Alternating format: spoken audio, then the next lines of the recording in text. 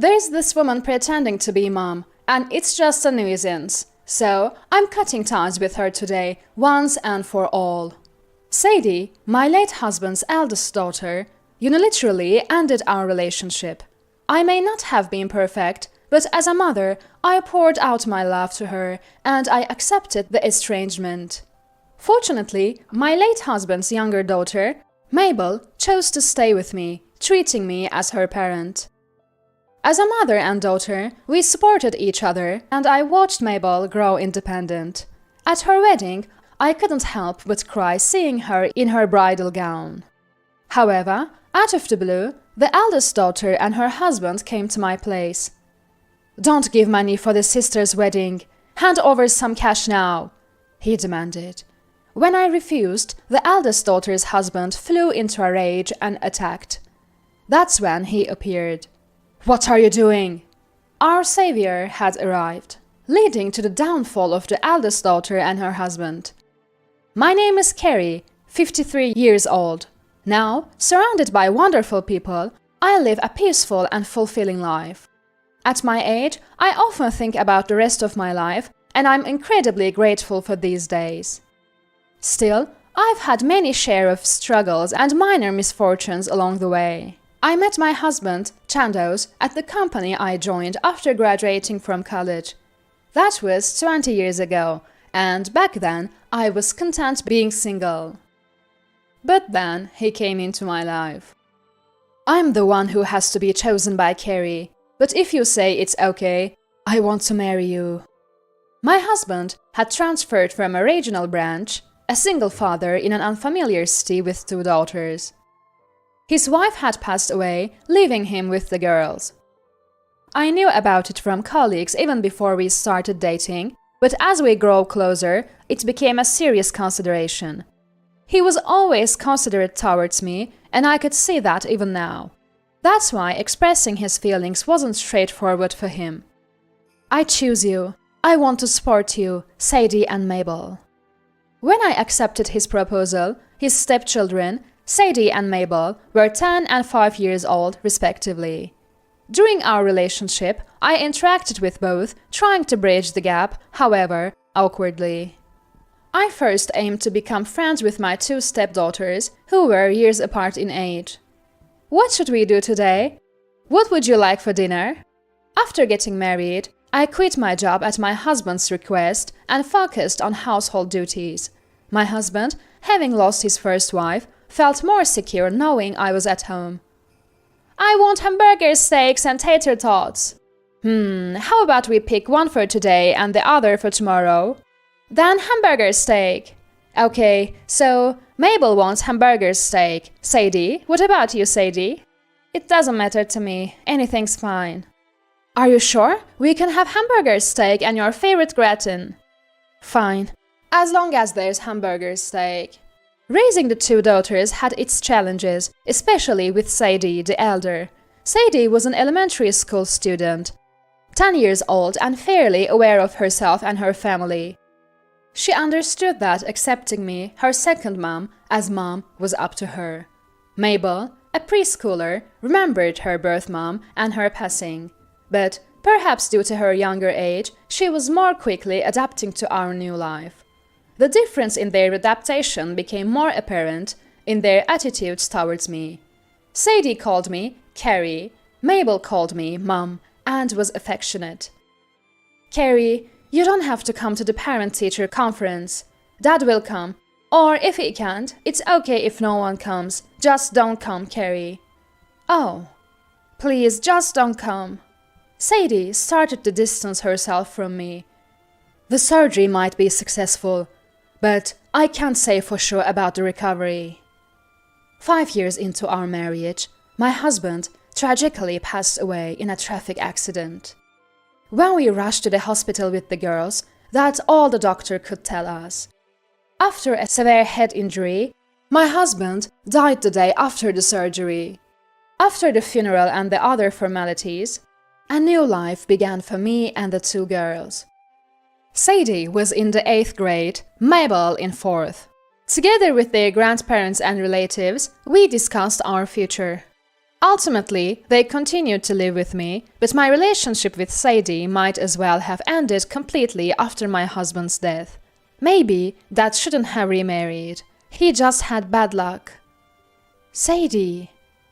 One day, Sadie muttered something that I think stemmed from the sorrow of losing both parents so early. I couldn't quite grasp her true feelings. Especially Carrie, who barely knew us. What was Dad thinking marrying her? I mean, it's sad for Mom. I could say my efforts to connect with Sadie weren't enough. Still, I tried to be caring, even if I couldn't quite be a mom. Carrie might be content just acting like a mom. That's not it. Even if you don't accept me, I'm here for you and Mabel. That's what I don't need, the mom-like stuff. We're basically strangers, let's just leave at that. You are a stranger, not a parent. Stop trying to be a friend. It's presumptuous. Sadie completely rejected me. Yet, I still had to ensure Sadie and Mabel were well cared for and safe. After becoming a housewife, I started working part-time. Mom, are you okay? Mabel was quietly concerned about me, struggling with my relationship with Sadie. Being friendly with me felt like a betrayal to her sister. Even as a child, she was burdened with this complicated consideration. I regret not handling things better, but at that time, I was too consumed with day-to-day survival. My first goal was to get Sadie through high school, then on to college or vocational school if she wished. I'll go to a college far away. That way, we don't have to see each other. Deciding to attend college, Sadie showed me the materials and coldly spoke. Don't do anything. Don't even speak to me. While studying, I was strictly instructed not to interact with her. Once I prepared a snack, but she threw it away right in front of me, making it clear I was unnecessary. After Sadie got into her desired college, she left home. I remember feeling more emptiness than loneliness after seeing her off. Living with Mabel, now a high school student, the tension in the house disappeared. Hey Mom, I'm thinking of getting another part-time job. Mabel, you're in high school. You should be focusing on your studies, not money. But I want to save up for further education. Mabel was always worried about causing me trouble or hardship. No matter how much I assured her it wasn't necessary, she was determined. I have to be strong for Mom and Dad who aren't here. Mabel was a resilient girl, juggling multiple jobs, enjoying school life. Never skimping on helping around the house and always prioritizing being home. That's why she chose a nursing school within commuting distance. Being a nurse, I can survive on my own, and I can take care of Mom too, she said, laughing, assuring me not to worry about the future. Mabel eventually graduated from nursing school and found a job. I guess my mission is complete. I muttered to my husband's photo, updating him on our daughters' lives. It wasn't a peaceful journey. Our relationship wasn't perfect. But I raised them without sickness or harm and fulfilled my responsibility. My sister is getting married, Mabel said. Really? Yeah, she called the other day. She wants to meet you, Mom. 2 years after Mabel started working, I was informed of this news. Mabel, as a sister, stayed connected with Sadie. Apparently, they kept in touch for seasonal greetings and important updates. Through Mabel, I arranged a meeting date. 2 weeks after our initial discussion, Sadie returned home for a family meeting, the first time in several years. It's been a while, you look well. What? You'd prefer if I weren't? Our reunion was met with bitter words. Sadie, now 28, had the air of a fully independent woman. Her fiancé, 2 years her senior, worked for a reputable company. Tall and seemingly quiet, that was just a first impression. He never greeted me. I heard today is about a marriage announcement.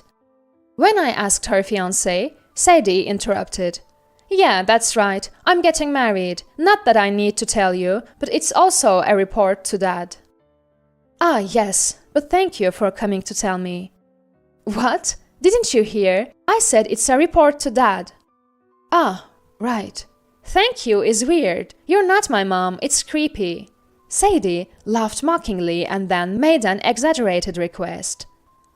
Please, Carrie, don't come to the wedding, I'm begging you. She smiled. I was stunned, and her fiancé mimicked my reaction. Also, could you please not involve yourself in our lives anymore? A mom imposter is just a nuisance. So, after today, we are cutting ties. From me too, please.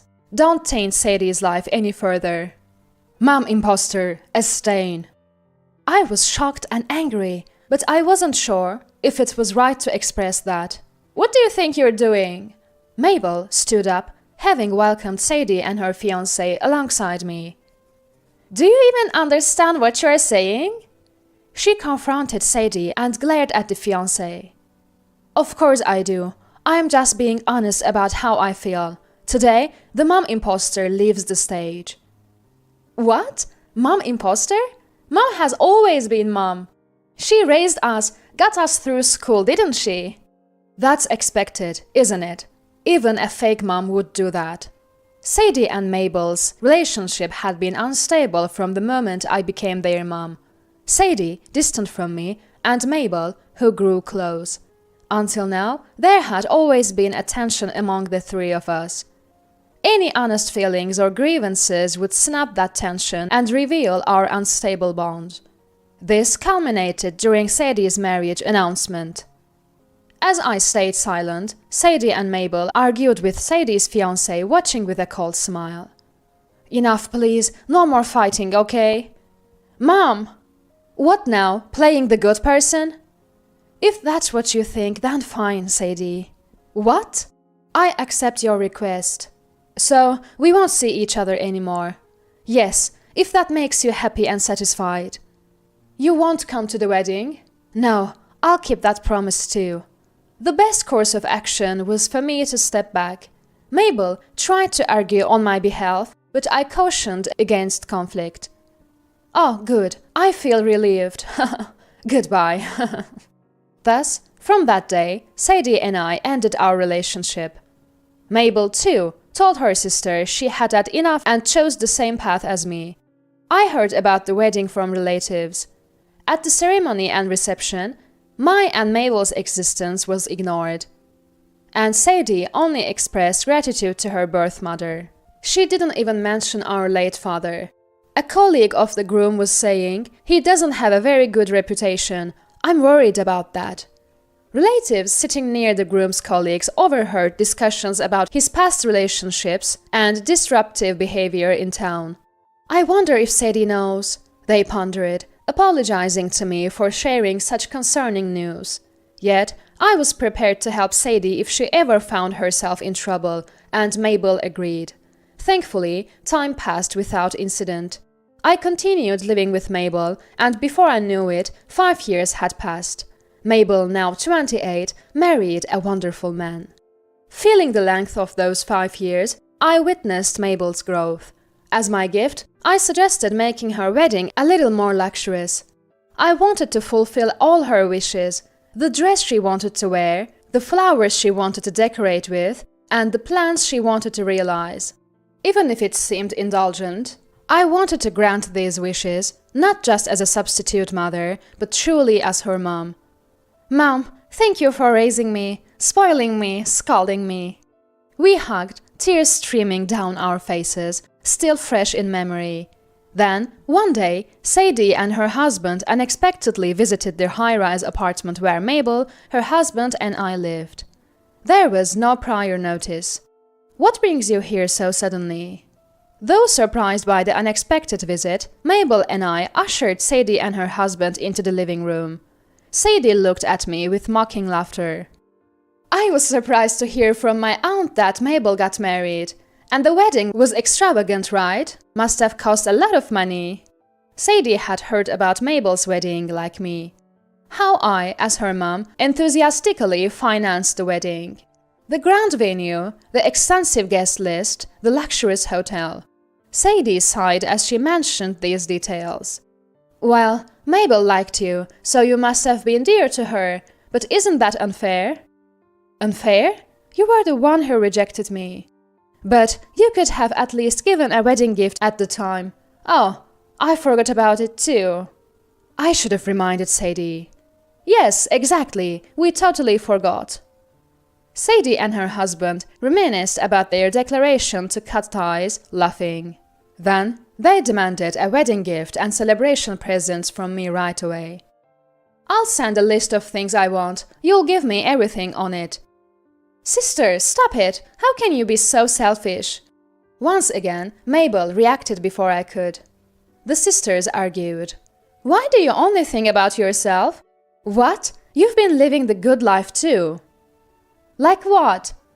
I heard your husband is quite wealthy, so you must be rich too, right? Not just me, but now they were demanding money from Mabel.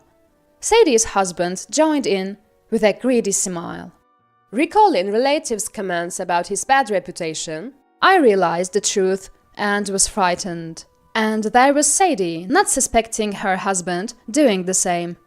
I was even more appalled. Enough! Memories of struggling with how to approach Sadie as a daughter vanished, and I yelled at her. It seemed this was our inevitable fate. That's the only way I could think of it. Listen, Sadie, I spent money on Mabel's wedding because she's my daughter. What? Stepdaughter, right? So am I. So you have a responsibility to give me money too. You cut ties with me, remember? Sadie continued to complain in response to my argument. There was no written document about the estrangement, just the outcome of a family discussion, so it meant nothing and could be dismissed as a momentary lapse of judgment. In the end, she became defiant about it. But I wasn't going to let such selfishness slide. I decided to clarify the definitive difference between the two sisters. You see, Mabel isn't just my stepdaughter anymore. We've legally adopted each other. What? I wanted to ensure that Mabel could inherit anything I leave behind when I die. We've become an official family. After cutting ties with Sadie, Mabel and I discussed our future. Being just stepfamily could lead to complications regarding Mabel's marriage and my death. A formal parent-child relationship meant Mabel could inherit without issues. I wanted to do the utmost as a parent. So we completed the adoption process. Inheritance? You're kidding. You were just a poor, shabby stepmother. I was, once. I made both you and Mabel struggle. But now, thanks to my job, things are different. This change came about after my estrangement from Sadie. A former colleague from the company where I met my late husband invited me back to work. She was a woman who had taken early retirement to start her own business and needed my expertise. I believe your dad guided me to this opportunity. Our small start in a rented office space grew into a company with its own building downtown. This success allowed me to fund Mabel's wedding and help with the purchase of a high-rise apartment. Unbelievably, we were financially comfortable. Sadie listened to this post-estrangement story with her head down, while her husband clicked his tongue in irritation. You're lying, old hag. Hey! As I tried to stop him from getting up, he threw a sofa cushion at me. Make Sadie your adopted child now. It's not fair to give money only to her sister. Give us money right now. He grabbed a remote from the table, intending to hit me and Mabel. We dodged and tried to escape from the sofa when the living room door burst open and Mabel's husband rushed in. Mabel, Carrie! He tackled Sadie's husband, knocking the remote away. Hey, stop! Who are you? Shut up! Hey! The two men locked eyes, both startled, but Sadie's husband seemed more shocked. You are... You're from the HR department, right? As we tried to understand, Sadie's husband stammered out an apology. Sorry, sir, Sir? This guy's Mabel's husband, right? Some rich kid, right? Shut up. He's the son of your company's president. In his agitation, Sadie's husband snapped at his wife. Mabel and I exchanged glances at that outburst. We never expected Sadie's husband to be working at Mabel's husband's company. Both Sadie and her husband had gone pale. Indeed, Mabel's husband was the son of a prominent business magnate. Mabel had met him through a mutual acquaintance. He might be a rich man's son, but he's a serious, sincere, and gentle young man. So, you are Mabel's older sister. I've heard quite a bit about you from Mabel and Carrie. Sir. Mabel's husband didn't know Sadie's husband's name, but he recognized his face. And Sadie's husband, as a senior executive, certainly knew of the president's son. Sir, I'm so sorry. My wife and I apologize. No need for that. Prepare yourself. It doesn't matter who you are. Attempting assault is inexcusable. Ah, that's... You could be fired. Wait for your punishment. Seeing Mabel's husband's usually calm eyes flare up in anger was a first for both Mabel and me. Overwhelmed by his rage, Sadie and her husband left our house without another word of apology. A few weeks later, he's been dismissed for misconduct. Is that so? I'm sorry, I just couldn't bring myself to show any leniency. It's okay, don't worry about it. Mabel's husband reported the outcome with remorse. Mabel listened in silence, seemingly at peace with the decision. Months later, we heard through the grapevine that Sadie had divorced. Unable to cope with her unemployed husband, she impulsively left him and their home. Please, I'll apologize as many times as needed. Just help me. Soon after hearing the news, Sadie came to our house, pleading tearfully. However, Mabel and I rejected her plea. Without sympathy or pity, we simply turned her away.